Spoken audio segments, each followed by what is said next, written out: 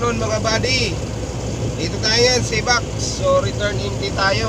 Kauli tayo ng empty. So medyo may kahabaan ng pela. Nandito na tayo sa tabing ilog. So okay na, safe na tayo. So wala na sa ating mambubulabog ng mga rinpoy. Alam kong nararanasan nyo yan mga bad. So ingat na lang sa atin lahat. So shoutout dyan sa mga natatraffic dyan ngayon sa loob ng MIP. Mapa MIP man o mapa South Harbor o mapa local man, Pier 610, shoutout sa inyo.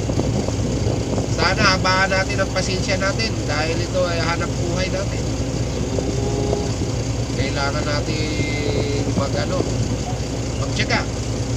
At syempre ang importante sa lahat, baon natin ay ang ating pasensya. Pasensya, respeto at pakikisama. Lalong-lalo na sa mga kapwa natin driver dyan na magagaling. So, shoutout sa inyo lahat.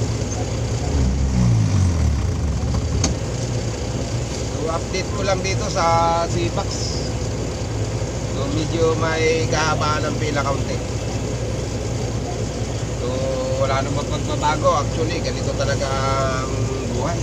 Ganito talaga sa Sibax. So kailangan lang natin magtyaga.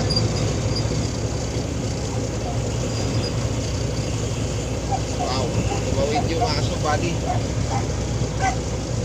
So actually mga buds, dito sa Sibax, dito sa dinadaanan natin dito tayo makakita ng bahay na lumulutang.